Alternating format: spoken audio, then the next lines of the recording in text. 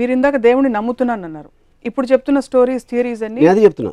నేను దేవుడిని నమ్ముతున్నాను ఎప్పుడు చెప్పాను, ఒక సృష్టి క్రియేట్ చేసింది ఒక ఆస్పెక్ట్, కానీ ఆ సృష్టికి మనం బతుకున్న దానికి సంబంధం లేదు. అందుకని నేను బాలాజీ గుడికి వెళ్ళి కొబ్బరికాయ కొడితే నాకు వస్తుందని నేను నమ్మను. ఇప్పుడు అర్థమైంది. మీరు బ్రహ్మని నమ్ముతారు కానీ విష్ణువుని శివుడిని నమ్మరు. ఎందుకంటే బ్రహ్మ సృష్టికర్త, ఓకే, బ్రహ్మ అని పేరు పెడితే ఓకే. యా, విష్ణువుని శివుడిని నమ్మరు. అంటే ఒక ప్రిజర్వర్, ఒక డిస్ట్రాయర్ లాంటి ఒక రెండు మైథలాజికల్ క్యారెక్టర్స్. ఇప్పుడు అదే మైథలాజికల్ క్యారెక్టర్స్ అనేది కరెక్ట్ వర్డ్. అది ఎలిమెంట్స్. ఇప్పుడు నాకు స్వామి అయ్యప్ప ఉంది. ఇప్పుడు విష్ణువు ఒక దేవత రూపంలో వెళ్ళి వాళ్ళు ఆ మర్దన చేస్తూ ఉంటే తనని చూసి మోజుపడి శివుడు had sex with that. That is Ayyappa story what I heard, you know. So అంతకన్నా రిడిక్యులస్ ఎలిమెంట్ అని దాన్ని చూసి, అంటే ఇప్పుడు మీరు ఏదైనా చూడండి దేవుడి స్టోరీస్, మీరు డీప్గా వెళ్తే మీరు అసలు ఆశ్చర్యం వేసేస్తుంది. అసలు అలాంటి స్టోరీ అంటే వాళ్ళకి తెలుసా తెలియనా అది ఇగ్నోర్ చేస్తారా? ఇప్పుడు బాలాజీ స్టోరీ ఉంది. ఓకే, బాలాజీ వచ్చే ముందు ఇంకొక చిన్న ఎగ్జాంపుల్ చెప్తాను. నేను ఒక ట్విట్టర్లో ఒక ట్వీట్ పెట్టాను గణపతి టైంలో. పురాణాల గురించి మనం ఎలాగో మళ్ళీ మాట్లాడతాం. ఐ థింక్ ఇట్స్ ఇన్ దేవుడు కాన్సెప్ట్ వాట్ ఐఎమ్ టాకింగ్. అంటే నేను అనేది దేవుడు అంటే ఏంటి, మనం భగవంతుడిలా కొలిచి పూజలు చేసి తన మొలాన మనకు వచ్చేస్తున్నాయి అనే దాంట్లో వాళ్ళందరి డెఫినేషన్ ఉంటుంది. అవును, బ్రహ్మ అనేది ఒక కాన్సెప్ట్, కానీ బల్క్ ఆఫ్ ద పీపుల్ దేవుడిని పూజిస్తారు, వినాయకుడిని పూజిస్తారు, బాలాజీని పూజిస్తారు, అయ్యప్పని పూజిస్తారు. So I think they are in the same category. Varma గారి అభిప్రాయం దేవుడి గురించి అంటే ఆయన ప్రపంచాన్ని సృష్టించి వదిలేశారు, ఆయన పని అయిపోయినా ఆయన మూలను కూర్చున్నారు, అంతేనా? మనం అంటే ఇప్పుడు చీమలు ఉన్నాయి, దోమలు కూడా ఉన్నాయి, గొంగుళిపూర్లు ఉన్నాయి, బొద్దింకలు ఉన్నాయి. బొద్దింకలు ఎందుకు క్రియేట్ చేశారు? మనకి జలుబిచ్చే వైరస్ని ఎందుకు క్రియేట్ చేశాడు? మనిషిని క్రియేట్ చేసాడు, ఓకే, మనకు బాగానే ఉంటుంది కాబట్టి మనకు బాగానే ఉంది. బట్ అన్నిటినీ కూడా ఆ సృష్టి క్రియేట్ చేసింది. మీరు సినిమా కానీ మనిషిగా నాకు బొద్దింకలు దోమలు ఉండటం నాకు ఇష్టం లేదు. కానీ సృష్టి క్రియేట్, ఎందుకంటే నాతో సంబంధం లేకుండా తన ఇష్టం వచ్చినట్టు రకరకాల జీవరాశిని సృష్టించి పడేసాడు దేవుడు. ఓకే, సో అప్పుడు ఆ దేవుడికి నన్ను ఒక్కడనే బాగా చూసుకో, మిగతా అందరినీ పక్కన పెట్టేసి మిగతా జీవరాశులు అందరూ నాకు ఎందుకు అని కొబ్బరిగా కొట్టేస్తే నా పని చూసుకో అనే మనస్తత్వాన్ని దాని గురించి మాట్లాడుతున్నాను. సో ఇది భక్తులతో మీకు ప్రాబ్లం, దేవుడితో కాదైతే మీకు 100% మీకు భక్తులతో ప్రాబ్లం. రెండోది, మీరు జీవరాశులు ఎందుకు జలుబిచ్చే వైరస్ని క్రియేట్ చేస్తారంటే మీరు సినిమా తీస్తారు, కేవలం ఒక పోలీస్ని పెడితే సైకో మీరు సినిమా తీయచ్చు, మీరు సీరియల్ కిల్లర్ మీరు సినిమా తీయచ్చు. పోలీసులకు పని ఇవ్వాలంటే సీరియల్ కిల్లర్స్ ఉండాలి. కరెక్ట్. అలా మీకు పని పెట్టాలంటే, మనకు పని పెట్టాలంటే దేవుడు అన్ని రకాల జీవరాశుల్ని పెట్టి ఒక it's a play of various characters. You are speaking for him. What his intention is I don't know. You are putting words into God's mouth. Yeah. So, but it again still my answer stands for it. Whatever his intention is, he created. ఏది స్పెషల్గా చూడాల్సింది దాని అవసరం దానికి లేదు, at least ఆ ఉద్దేశం లేదని చాలా క్లియర్గా తెలిసిపోతుంది. లేదంటారా? 100%. ఎందుకంటే ఇప్పుడు ఒక సునామీ వస్తుందండి, అది ఏమి విచక్షణ లేకుండా మొత్తం అన్ని రిలీజియన్ ఆడవాళ్ళని పిల్లల్ని అందరినీ చంపకుండా పోయింది. 2006లో 2.5 lakh పీపుల్ చచ్చిపోయారు. ఆ 2.5 lakh పీపుల్ ఒక కామన్ ఎలిమెంట్ ఆఫ్ ఉంటుంది అనేది నేను నమ్మను. దాని తర్వాత may their souls rest at peace అంటారు ఎవరు మనోళ్ళు.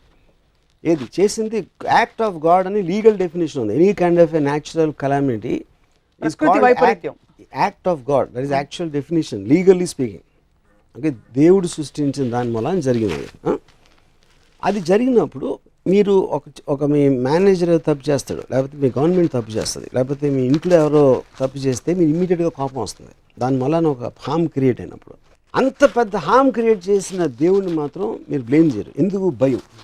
ఎందుకంటే మీకు ఆఫీస్లో మేనేజర్ మారితే ఇంకోటి వస్తాడు, గవర్నమెంట్ మారితే ఇంకో గవర్నమెంట్ రావచ్చు, కానీ దేవుడు మారితే ఇంకెవడో రాలేడు. కాబట్టి ఆ ఒక్క హోప్ ఉండాలి. కాబట్టి భయంతో దేవుడిని మాత్రం ఎప్పుడు బ్లేమ్ చేయరు.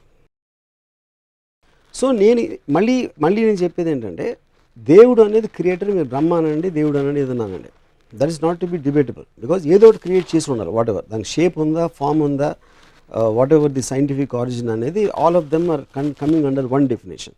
నమ్మే వాళ్ళ గురించి మాట్లాడుతాను. So that is what I'm saying. I don't believe in the devotees aspect. వాళ్ళకి ఏం అర్థం అవుతుంది దాని గురించి. సో భక్తులు దేవుడితో పెట్టుకునే ఈక్వేషన్ మీద మీకు చిరాకేస్తుంది. చిరాక్ is not the right word. I find it funny. మీరు ఎలాంటి ఈక్వేషన్ పెట్టుకుంటారు దేవుడితో? ఎప్పుడైనా అసలు తలుచుకుంటారు?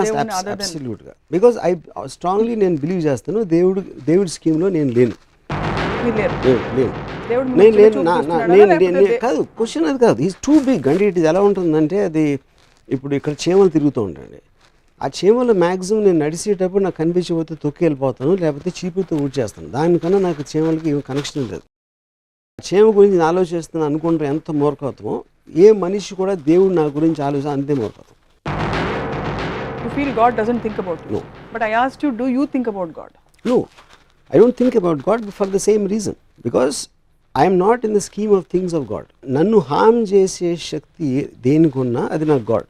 నాకు ఫర్ ఎగ్జాంపుల్ నేను ఒక ఆఫీస్లో పనిచేస్తాను. నా మేనేజర్ నా జీతం పెంచేంత ఇది ఉంటే నా మేనేజర్ నాకు దేవుడు. రేపు పొద్దున్న ఎవరో నన్ను హామ్ చేస్తే whoever is more powerful than me, they are gods. In that particular situation. In that particular situation, context లో. మరి పర్లేదు, దేవుడు మీకు చాలా యాక్చువల్లీ గొప్ప ఫిలాసఫీ. ఎందుకంటే దేవుడు మనిషి రూపంలో వచ్చి అనేక విధాలు హెల్ప్ చేస్తాడని కూడా అంటారు. సో రేపు గబుక్కుమని మీరు ఎక్కడైనా వరదల్లో చిక్కుకుపోతే మీకు ఎవరైనా బోట్ పంపిస్తే బోట్ నడిపేవాడు దేవుడు మీకు. మరి అలా చేసినోడు చాలా మంది ముంచి చంపేస్తాడు. దాని సంగతి ఏంటి? అది వాళ్ళు చూసుకుంటారు కదా. చూసుకుంటూ క్వశ్చన్ కాదు.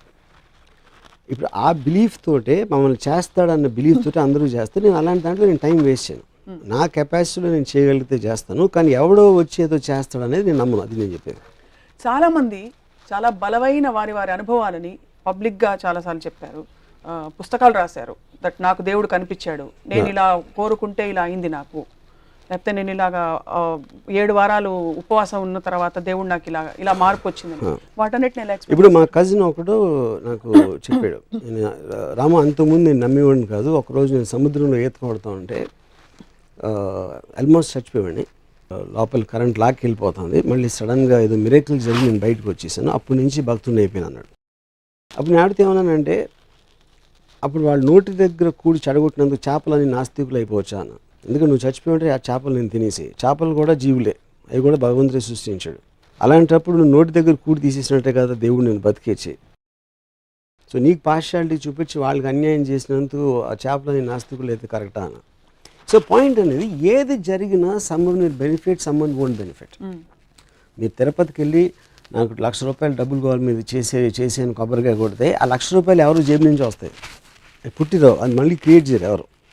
సో ఒకటి లాభం ఇంకోటి నష్టం అవుతుంది, ఇంకోటి లాభం ఇంకోటి నష్టం అవుతుంది. So that is the order of nature and balance. బాగుంది, అంతవరకు ఓకే, కన్విన్స్డ్. ఎవరికి లాభం ఎవరికి నష్టం అనే అంశాన్ని వాట్ గవర్న్స్ ఇట్ మీ దృష్టిలో?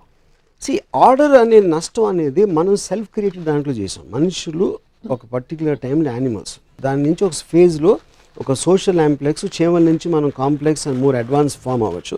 ఒక సోషల్ ఆస్పెక్ట్లో రూల్స్ రెగ్యులేషన్స్ పెట్టుకుని సోషల్ వాల్యూస్, రిలీజియన్ ఇలాంటి ఆస్పెక్ట్స్ తోటి మనం నిర్ణయిస్తాం మంచి చెడు, కష్టం నష్టం అనే అదే complexity of society. That is not directly related to god. ఎందుకంటే జంతు జాతిలో బలంతో చంపుతాయి, దానికన్నా కాంప్లెక్స్ ఉండదు. కానీ ఇక్కడ మనకి వేరియస్ లాస్, కానీ లాస్ అంటే లీగల్ అంటలేదు, మనకు స్టిపులేషన్స్ ఉంటాయి, మనకు ఉన్న సోషల్ ప్రోగ్రామింగ్ ఉంటుంది, వాటన్నిటి మూలాల నుంచి మన ఆ ఆస్పెక్ట్ వస్తుంది. కానీ that is not directly related. ఆ సొసైటీ మనం ఫామ్ చేసాం కాబట్టి ఇప్పుడు ఇంత అడ్వాన్స్ అయ్యాం. But I don't think that is related to God. It's not related to God. అంటే నేను మళ్ళీ అంటే అదే, ఇప్పుడు యానిమల్స్లో ప్యాక్ యానిమల్స్ ఉంటాయి. ఒక యానిమల్ ఏమో దాని చదివి నడుస్తుంది, లోన్ యానిమల్స్. చీమలకు ఒక సొసైటీ ఉంటుంది, అలాగే తేనెటీగలకు ఉండొచ్చు, అలాగే మనుషులకు ఉండొచ్చు. రిలేటివ్గా మనుషులు చాలా అడ్వాన్స్ ఫామ్. కానీ అలాంటి ఎగ్జాంపుల్స్ అనేవి చాలా ఉన్నాయి, సోషల్ ఫార్మేషన్స్ ఆఫ్ క్రీచర్స్. ఆ ఆస్పెక్ట్లు చెప్తున్నాను. మళ్ళీ ఐల్ గో బ్యాక్. నాకు ఇంకా అర్థం కాలేదు ఒకటి, ఎవరికి న్యాయం జరగాలి ఎవరికి జరగకూడదు అనేది డిసైడ్ చేసేది న్యాయం అన్యాయం అనేది. అంటే దాని గురించి నేను చెప్పేది న్యాయం అన్యాయం అనేది. నేను ఎక్కడో కొట్టుకుపోతున్నాను, నేను చచ్చిపోతే చేపలకు తిండి అవుతుంది. ఇప్పుడు పులి జింక వెనకాల పరిగెడుతుంది, జింకను పట్టుకోగలిగితే తినేస్తుంది. అది ఉట్టి కేవలం కాదు, అది ఉట్టి కేవలం తన బలం. బలవంతుడు బలహీనుని చంపుతాడు అనేది natural order and Darwin's philosophy, the strong against the week. That's the whole point. ఎందుకు అలా చూస్తే మరి చాలా కెలామిటీస్ లో మనుషులు కూడా పోతున్నారు కదా. అప్పుడు కెలామిటీ అనేది బలం ఉంది, కెలామిటీ అనేది టైగరు, మనుషులు అనేది జింకలు కెలామిటీలో. సో ఇక్కడ coming back to this, so బలవంతుడు బలహీనుని చంపుతాడు అనేది నేచర్స్ లా. దాన్ని సోషల్గా మనం రివర్స్ చేసి రూల్స్ రెగ్యులేషన్స్ పెట్టుకున్నాం. దాన్ని గవర్న్ చేయడానికి వి క్రియేటెడ్ ఎ గాడ్. ఆ దేవుడిని క్రియేట్ చేసి దేవుడు ఇలా చేస్తే శిక్షిస్తాడు. ఇప్పుడు ఎందుకంటే మనుషులు శిక్షించట్లేదు, ఐ మీన్ తప్పులు చేసిన మనుషులు, పాపాలు చేసిన మనుషులు కూడా మనకన్నా బెటర్గా ఉన్నారు అని మనం చూస్తూ ఉంటాం ఎప్పుడు. అవును. అప్పుడు ఏమంటారు, వాళ్ళు ఏం చేయలేరు కాబట్టి పైకి వెళ్ళాక దేవుడు శిక్షిస్తాడు. నువ్వు మంచి చేస్తే స్వర్గానికి వెళ్తావు, తప్పు చేస్తే నరకానికి వెళ్తావు అనేది కాన్సెప్ట్. సో ఈ గ్రూప్ కెలామిటీస్ లో ఇది వర్తిస్తుంది మీరు చెప్పింది. నేచర్స్ ఫ్యూరీ ఆర్ లేకపోతే ప్రకృతి వైపరీత్యం, It is దేవుడి శాపం is bigger than this 200,000 people. ఇది of course anything more powerful. It's not about nature's calamity. Correct. ఒకే కెలామిటీలో కొంతమంది పోతారు, కొంతమంది బతుకుతారు. అవును. అది ఎందుకు జరుగుతుందంటారు అయితే? అది నేను అడిగిన క్వశ్చన్. అప్పుడు ఆ డిస్క్రిమినేషన్ ఎందుకు చూపించడం అనేది నాకు క్లియర్ కట్గా తెలియకపోతే ఏ బేసిస్లో నేను ఆ సిస్టమ్ని నమ్మాలి? అదే నేను అడిగిన క్వశ్చన్. సో బేసికలీ వీళ్ళందరినీ ఈ కారణంతో నేను చంపేశాను, వీళ్ళందరినీ ఈ కారణంతో బతికిచ్చాను అన్నది క్లారిటీ ఉన్నప్పుడు it is a legal system. వీళ్ళు తప్పు చేస్తున్నారు కాబట్టి జైల్లో ఉన్నారు, వీళ్ళు తప్పు చేస్తున్నారు కాబట్టి ఉరిశిక్ష చేస్తున్నాం, మీరందరూ మంచిగా మిమ్మల్ని ఏం చేయట్లేదు అనే క్లారిటీ నాకు మామూలు మనిషి ఇచ్చినప్పుడు దేవుడు దానికన్నా ఎక్కువ ఇవ్వాలి. దేవుడు మనిషిని క్రియేట్ చేశాడు నాకు తెలియదు, కానీ మనిషి మాత్రం డెఫినెట్గా దేవుడిని క్రియేట్ చేశాడు. మనిషి ఎవరిని క్రియేట్ చేశాడు? బాలాజీని క్రియేట్ చేశాడు. పురుషులకైతే రంభ కౌగిళ్ళు ఉన్నాయి, ఆడవాళ్ళకి ఏముంటుంది?